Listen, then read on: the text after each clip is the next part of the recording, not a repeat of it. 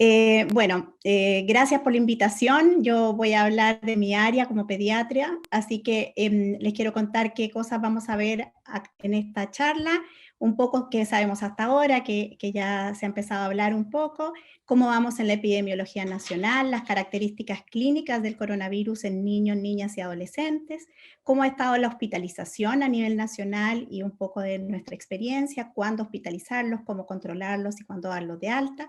Factores predictores que podamos tener sobre el agravamiento de estos niños y el manejo del paciente no grave. Ay, perdón. Antes, la verdad es que quise poner esta diapositiva porque el COVID no solamente ha impactado la salud de nuestros niños. Yo creo que no podemos pasar derecho a hablar de cómo ha afectado la salud física, ¿cierto?, de la población pediátrica, porque el impacto del coronavirus en los niños ha sido multidimensional. El hecho de que niños no vayan al colegio, que no puedan juntarse con sus amigos, que no puedan ver a sus familias, ha impactado en muchas áreas y habrían muchos circulitos acá, pero quiero que lo tengamos muy pendiente en nuestro actuar diario, dado que puede ser COVIDcito en las manifestaciones clínicas, en la gran mayoría, pero la verdad es que el impacto que ha generado tanto a nivel nutricional, a nivel de salud mental, a nivel de la seguridad que tienen estos niños en sus casas, la verdad es que vamos a tardar años en ver qué tan intenso fue. ¿Qué sabemos hasta ahora? Ya todos, lo dijeron ya, ¿cierto? Partimos el 31 de diciembre del 2019 y hoy en día ya llevamos un año, 3 meses y medio de esta enfermedad. Sabemos harto más de este virus, gracias a Dios, porque se han puesto todos a investigar y a estudiar. Es un coronavirus de la familia de los coronaviridae, de los coronavirus nuevos, ¿cierto? El mecanismo de transmisión es similar a los virus respiratorios, gotitas, contacto y aerosoles. El periodo de incubación está en torno a los 5 días, pero puede ir desde los 2 hasta los 13 días, hay algunas series. Y esto es muy importante, el periodo de infectividad parte antes de que el paciente esté sintomático, por lo tanto, nosotros muchas veces estamos contagiando y es por eso la medida de prevención que tanto se ha educado a la población. Los niñas y adolescentes tienen una infección, la infección severa en este grupo pediátrico es muy poco frecuente, en general es una población que tiene buen pronóstico, la mayoría de ellos no requiere hospitalización comparado con la serie de adultos que llegan a un 20 o un 30% de los enfermos versus los niños que son en torno al 5, 15, algunas series las que dan más porcentaje. En relación al por qué los niños han evolucionado como COVIDcito, es decir, se han enfermado menos, parece que tienen cuadros más leves, se ha estudiado tanto la transmisibilidad hacia los niños como la carga viral que presentan estos niños. Y se ha visto de que los menores de 20 años tuvieron la mitad del riesgo de infección que los mayores de edad. Y así también en un estudio con niños sintomáticos que se analizó la carga viral, se detectó que las cargas fueron menores que en los adultos. Entonces, tenemos que pensar ahora y hacernos la pregunta, ¿realmente nuestros niños se infectan menos o se infectan igual, pero sus infecciones son asintomáticas? En Chile hoy casi llegamos al 1,5 millones de casos. Ya sabemos que hemos tenido casos a toda edad pediátrica, desde recién nacido hasta la adolescencia. A nivel mundial se habla de que es menos de un 5% de los casos la población pediátrica en el total, pero la verdad es que la OMS y los números que ellos dan son en países que tienen menos acceso como el nuestro y por lo tanto se testean no todos los pacientes y tampoco población asintomática. Por lo tanto, probablemente se haya subestimado estos números en un inicio. En el último reporte de niños, niñas y adolescentes, que fue hasta mayo, hasta el 23 de mayo, en Chile correspondía a un 11% de los pacientes, pero ya en la semana epidemiológica 20, en el total de los coronavirus nacionales, nuestro grupo etario ya representaba el 16% del total de casos. Y ese aumento lo vamos a ver ahora en la próxima diapositiva, pero es una de las cosas que nos importa mucho en los últimos días. Acá tenemos en azul lo que corresponde a los niños en relación al resto de la edad, y esto es en relación al grupo, a los solamente niños, donde vemos que la población mayor de 10 años es donde se acumulan la mayoría de nuestros casos. Esta es la distribución por edad, donde vemos que los adolescentes tienen mayor se enferman más, ¿cierto? Y esto acá a la derecha vemos la distribución comparado con las otras edades. Esta noticia es del domingo, que salió en EMOL, donde dice que los contagios de coronavirus en Chile, ya los menores de 19 años superaron a los mayores de 65 años. Eso se ha hablado harto en las últimas semanas. Hay realmente un aumento de los casos en adolescentes y se ha postulado que estas causas pueden ser por variantes, nuevas variantes, ¿cierto? Acá en esta figura ven que la línea roja es la variante gamma que tiene mayor transmisibilidad y es la que está predominando en Chile en el último reporte. También se asocia al retorno a clases. Yo diría que además antes del retorno a clases tuvieron las vacaciones y a lo que he llamado como agotamiento pandémico, esto de que ya no damos más, queremos salir, queremos juntarnos y queremos nuestra vida como la teníamos antes. La transmisibilidad del virus ocurre, hablando sobre el retorno a clases, disculpen, la transmisión del virus ocurre más en establecimientos de enseñanza media, lo que podría explicar por qué la adolescencia y no la escolar, ¿cierto? Pero tenemos que tener claro que todos los estudios que han estudiado el tema de la seguridad de que los niños vayan al colegio, hablan de que los brotes de los niños que están asistiendo a clases ocurren extracurricularmente y la casa, dentro de la casa sigue siendo el mayor foco de contagio.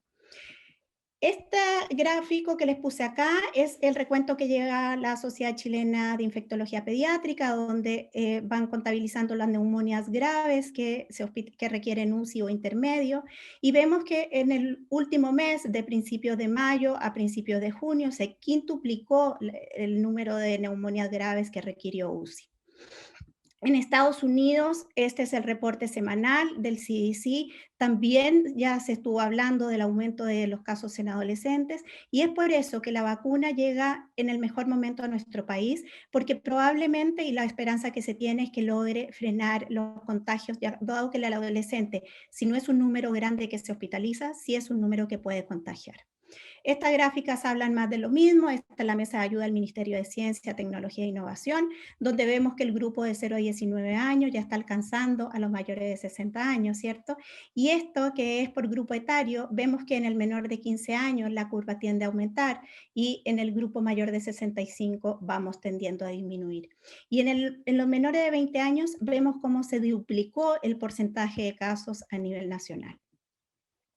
Entrando a la clínica de los pacientes, es importante y hay que tener claro de que los síntomas de nuestros niños son síntomas inespecíficos que son de cualquier cuadro respiratorio en la gran mayoría y son muy variables, ¿ya?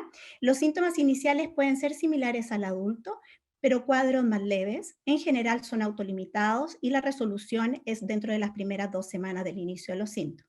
Los síntomas más frecuentes en Chile, según el informe epidemiológico que les comentaba, son cefalea, fiebre y tos, donde vemos también que síntomas respiratorios altos como congestión nasal o dinofagia son síntomas frecuentes y los síntomas digestivos bajan en frecuencia, pero están también muy, muy presentes en nuestras series. La hospitalización es un 2% y la letalidad es muy baja, de un 0,05%. La hospitalización ha ido bajando en la edad pediátrica, pero probablemente se explica porque nuestras series al inicio probablemente mostraban una hospitalización de más en niños que no requerían hospitalizarse. En relación a los síntomas respiratorios, que son los que llaman más la atención, hay que recordar que la enfermedad por coronavirus tiene 3 estadios.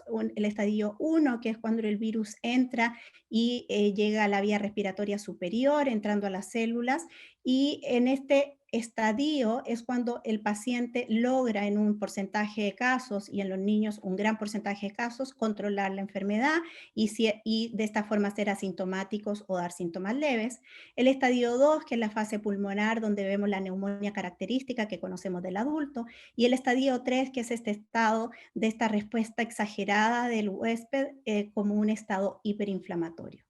Las manifestaciones respiratorias, como les comentaba, son cualquier síntoma respiratorio, y lo bueno es que la mayor gravedad, que es el síndrome de distrés respiratorio, es muy poco frecuente. Solamente el 7% de los niños que se hospitalizan llegan a presentar un síndrome respiratorio. Las manifestaciones clínicas pueden afectar casi a todos los sistemas. Los síntomas generales son muy frecuentes. Los niños, ustedes saben, y yo creo que los que atienden niños o son padres saben que cualquier infección puede dar fiebre, compromiso del estado general y rechazo alimentario, así que es bien inespecífico. Los síntomas gastrointestinales, lo mismo, que el niño no vomita cuando tiene fiebre, ¿cierto? Y pueden haber afectaciones más importantes como hepatitis o pancreatitis. Los síntomas neurológicos también se ven en cierta frecuencia, lo que más vemos en la cefalea, pero cuadros graves la verdad es que son más bien reportes de casos. Lo dermatológico lo quise nombrar porque se le ha dado harta importancia, pero la verdad es que en las series pediátricas son mucho menos frecuentes que en las series de adultas. Lo que sí tiene importante es que las manifestaciones cutáneas pueden aparecer antes de los síntomas. Por lo tanto, si uno tiene la sospecha de que esta exantema o lesiones que encontremos en la piel pueden corresponder a un coronavirus, podríamos aislar precozmente al paciente. Acá les quise mostrar algún estudio que hable, o revisiones sistemáticas. Este estudio se revisan 3 metaanálisis, este fue publicado hace poco, y de los 205 estudios la cohorte fue de 9.900 pacientes. Y en los síntomas más frecuentes vemos que corresponden los mismos que habíamos comentado de las series chilenas, la fiebre, la tos. Vemos que también las mialgias y los síntomas inespecíficos son muy frecuentes. Y les vuelvo a recordar que cuando uno analiza estos estudios, es muy importante la población que tomaron para ver estos estudios, que si fueron hospitalizados o fueron ambulatorios, y también en qué etapa de la pandemia fueron, ¿no? Que al principio de la pandemia una gran población pediátrica no se testeaba porque los síntomas eran muy leves. Este estudio es un estudio de Johns Hopkins, que se revisaron estos 3 metaanálisis que yo les comentaba. Acá tenemos otra cohorte importante, también de Estados Unidos, donde se logró un N de 12.300 pacientes. Lo interesante de este estudio es que lograron comparar la población que se hospitalizó para ver los síntomas y la evolución versus los que no se hospitalizaron. Acá vemos a la derecha los síntomas que están en rojo, son los pacientes que se hospitalizaron, y en ellos vemos que el paciente que se hospitaliza es mucho más sintomático, presenta más síntomas gastrointestinales, más síntomas cutáneos versus el paciente que no se hospitaliza. En esta serie ya se empezaron a describir algunos factores que se asocian con riesgo de agravamiento, como son las comorbilidades, y acá podemos ver los pacientes que presentaban comorbilidades, por ejemplo, respiratorias crónicas, que incluía fibrosis quística, daño pulmonar, hasta el asma severo. Los pacientes con comorbilidad se llegaban a hospitalizar un sin comorbilidad, perdón, se hospitalizaban un 19%, y con comorbilidad hasta un 28%. Y así se vio que es significativo en las comorbilidades cardiovasculares, gastrointestinales, neurológicas, etcétera. La Asociación Española de Pediatría hizo un análisis de la evidencia que existe hasta principios del año. Revisaron 14 estudios, y la cohorte fue de pacientes que consultaban servicio de urgencia y hospitalizados, y nuevamente los síntomas predominantes que se vieron fueron la fiebre, que como vemos no está en un 100%, dado que en el PIMS es cuando uno lo tiene casi en el 100%, los síntomas respiratorios, que no se especificó si eran síntomas altos o bajos, gastrointestinales, la cefalea y otros como cutáneo mucosos, cardiovasculares, etc.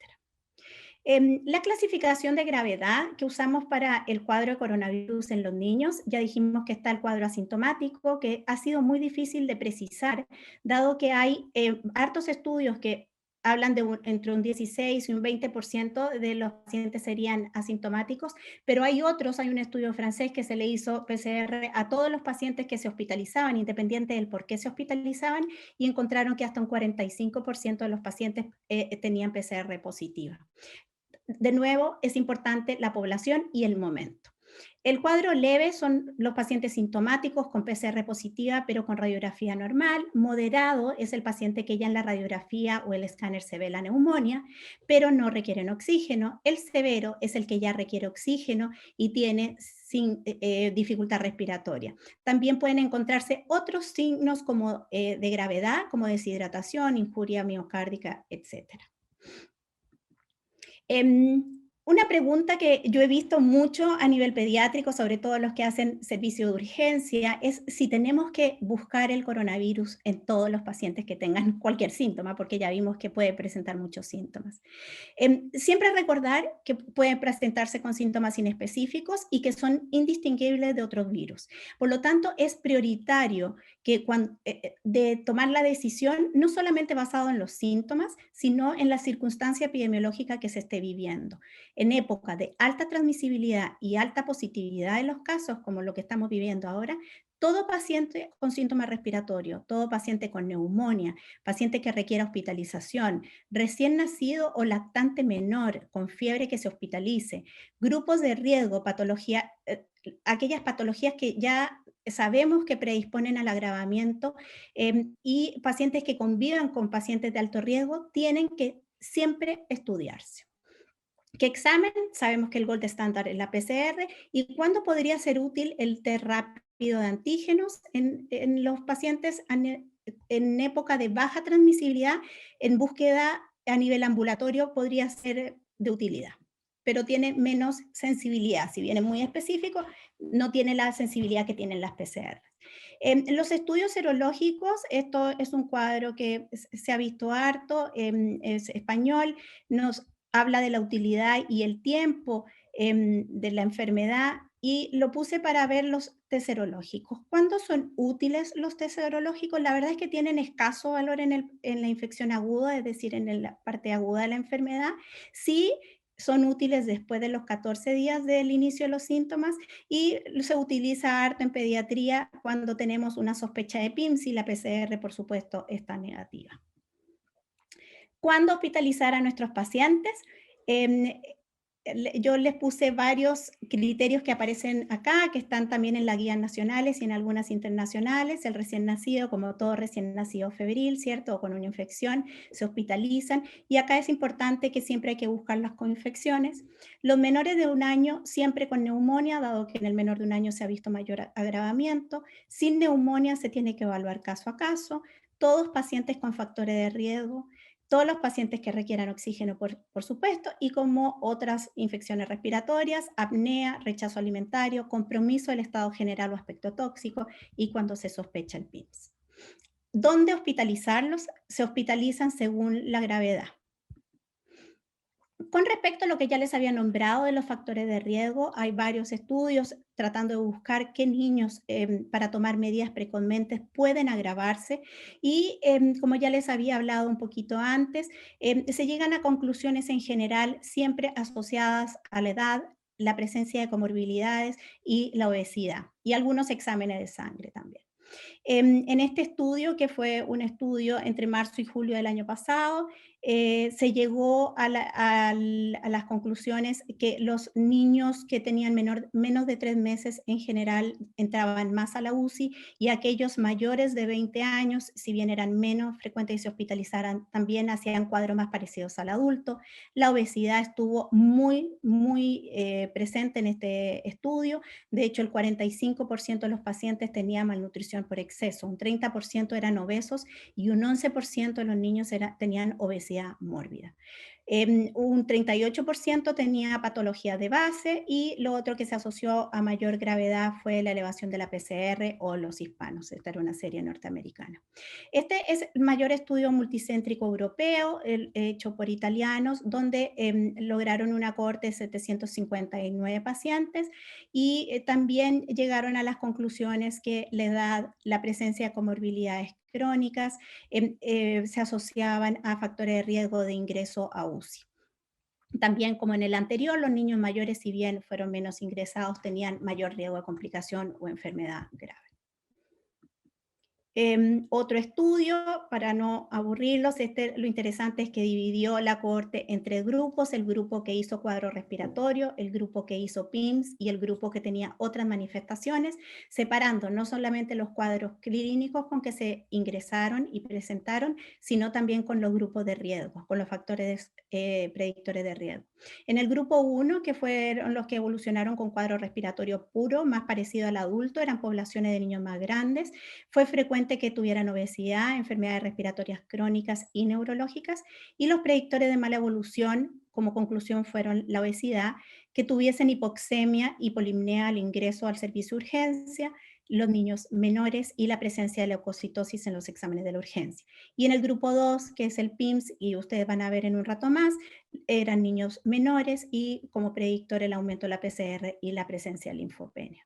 Entonces, como ya hemos hablado en lo anterior, están asociados a mala evolución la linfopenia, trombocitopenia, el dímero D elevado, elevación de la LDH, algunos parámetros inflamatorios demasiado elevados, ¿cierto? Entonces, nuestra recomendación en el paciente hospitalizado, es decir, el que requiere hospitalización, es tomarle un hemograma, PCR y perfil bioquímico. El dímero D también, porque nos hablaría también de un grado de inflamación mayor, y esto les puse el asterisco porque hay niños que tienen un cuadro leve pero se hospitalizan por otro motivo. En esos casos no hay que tomarlo, solamente está recomendado en el paciente que tiene un cuadro moderado. Y por la coinfección, el panel, y sobre todo porque estamos en invierno ya, panel respiratorio y una radiografía de tórax porque nos habla de gravedad.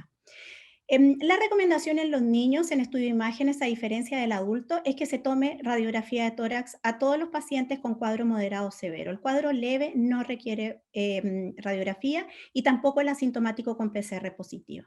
El escáner se va a limitar a pacientes que tienen una evolución no esperada o rápidamente progresiva, un deterioro clínico importante, dímero D elevado o una sospecha clínica importante de tromboembolismo pulmonar. También se ha publicado harto sobre la ecografía, dado que puede hablar de inflamación a nivel pulmonar de forma precoz y es un examen que en algunos centros es fácil de usar. Tenemos esos exámenes del ingreso y ¿qué hacemos con el paciente una vez hospitalizado? Aquel paciente que tiene una mala evolución, que ingresa con un cuadro severo o presenta alguno de los exámenes alterados, la recomendación es repetir cada 24 o 48 horas hemograma, pruebas de coagulación, PCR y procalcitonina. Se ha visto que hay una disociación y un gran ascenso de la procalcitonina. CKMB, péptido natriurético atrial, fibrinógeno, dímero D, ferritina y creatinina plasmática, que sabemos que se asocian también a mayor gravedad. El escáner, como les dije recién, frente a un deterioro brusco. Y ecocardiograma y electrocardiograma frente a sospecha de PIMS. ¿Cómo lo manejamos? Bueno, la verdad es que no ha dado resultado agarrarlo a escobillazos. Así que lo más importante de esto es que la gran mayoría, como ya les dije, son cuadros leves, por lo tanto no requieren una terapia específica. Y lo otro es que toda la evidencia con que se cuenta viene del mundo de adultos, está basado en resultados y datos seguros de los ensayos que se han hecho en la población adulta, porque no existen datos pediátricos hasta la fecha. En el paciente leve, como les decía, hay que hacer el manejo ambulatorio.